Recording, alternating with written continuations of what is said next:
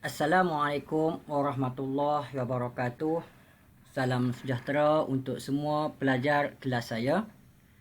Untuk video kali ini, saya ingin membawakan kepada kamu untuk belajar chapter yang ke-6, iaitu fotosintesis. Bagi yang mempelajari chapter fotosintesis, saya harap kamu dapat bandingkan dia dengan chapter cellular respiration. Di mana dalam chapter cellular respiration, kita banyak bincangkan tentang catabolic process, iaitu proses di mana breakdown a larger molecule to form a smaller molecule, iaitu bagaimana kita memecahkan breakdown a glucose kepada molekul yang lebih kecil, iaitu carbon dioxide, water dan juga energy ATP. Bagi chapter fotosintesis ini, kita akan membincangkan bagaimana kita incorporate molekul-molekul yang lebih kecil, iaitu carbon dioxide, we combine them together untuk membentuk molekul yang lebih besar, iaitu glukos. Proses fotosintesis ini sejak daripada sekolah lagi kamu dah membincangkan. Dia terdiri daripada dua stage utama, iaitu light dependent reaction dan light independent reaction.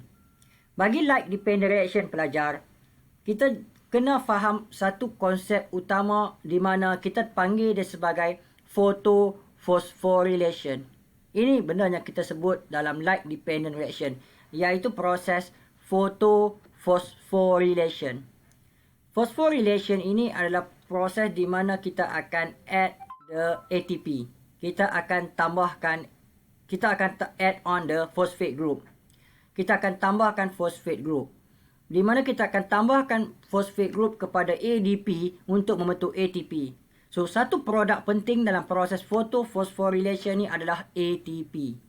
Selain daripada itu, dalam light dependent reaction, bagi proses photophosphorylation, kita juga akan melihat satu lagi perkara penting, iaitu penghasilan NADPH. So, bagi proses photophosphorylation ini, dua produk utama yang kita akan lihat pada video kita ini, iaitu ATP dan NADPH. Proses ini adalah satu proses yang penting. Bagi pembentukan ATP dan NADPH, dia boleh berlaku dalam bentuk kitaran. Dia juga boleh berlaku dalam bentuk bukan kitaran, iaitu dalam bentuk linear. Yang kita akan bincangkan pada kelas kita hari ini adalah dalam keadaan linear electron flow, yang bukan kitaran. Kita panggil juga ia sebagai non-cyclic photophosphorylation. Masih ingat lagi tak produk yang kita inginkan, iaitu ATP dan NADPH. Bagi non-cyclic photophosphorylation ini, proses ini bermula dengan kehadiran photon of light. So, kamu highlight the word photon of light. Photon of light ini adalah satu zarah cahaya. So, a photon of light ini akan strike, nama pun cahaya. We will strike one of the pigment molecule yang ada pada light harvesting complex of the photosystem 2. So, kamu akan mempelajari satu perkara yang kita panggil sebagai photosystem. Pelajar semua, photosystem ini terdiri daripada dua perkara penting. Yang pertama adalah light harvesting complex. Ini. Ini adalah semua pigment molekul yang terbina di dalam light harvesting complex. Sini, ini. Light harvesting complex ini terdiri daripada pigment molekul.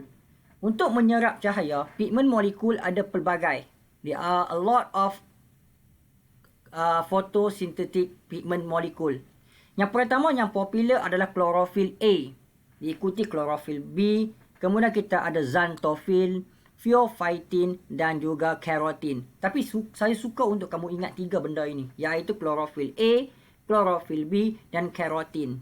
Cahaya warna pigment-pigment molekul ini ada banyak, tapi yang popularnya ada dua ini, chlorophyll A dan chlorophyll B, iaitu warna biru gelap dan juga yellow green.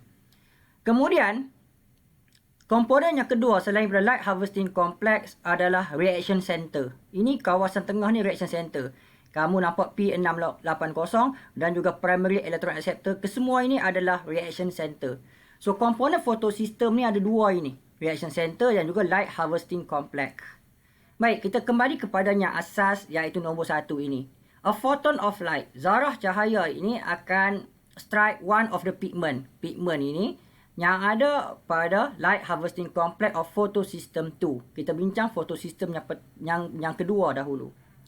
Kemudian apabila datang sahaja cahaya tadi, maka cahaya tadi akan diserap oleh pigment yang ada pada light harvesting complex. Penyerapan energi, light energy tadi akan excite the electron. Electron akan naik. Dan elektron dia kembali turun dan dia akan generate energy.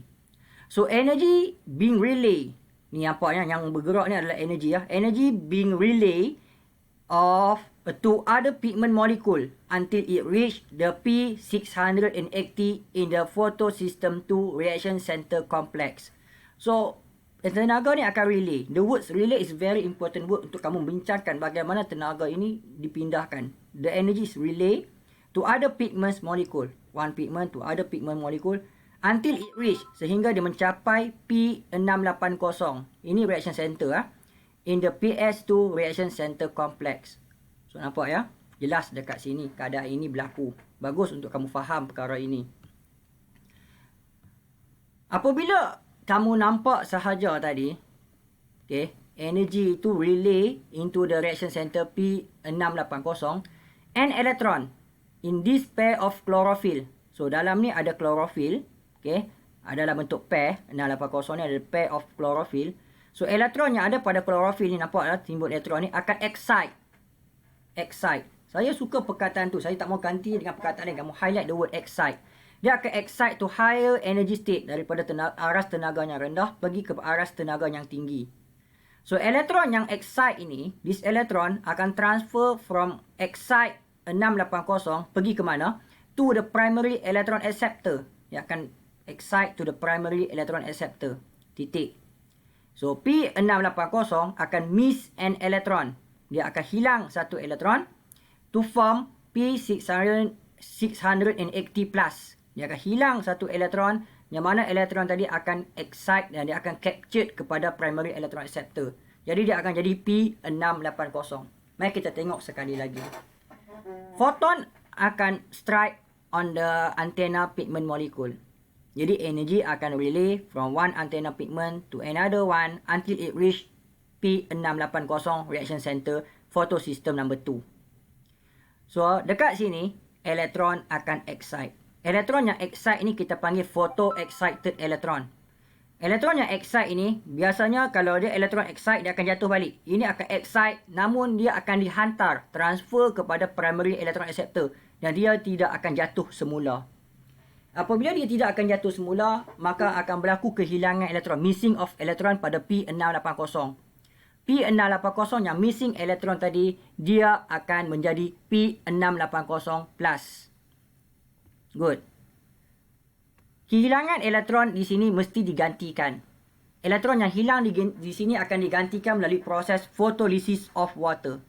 So, photolysis of water occur. Highlight the word photolysis of water. Dalam photolysis of water ini, water molecule split. Terpecah. Kamu nampak dalam diagram ni. Water molecule split into two electron. Ada dua elektron. Two hydrogen ions.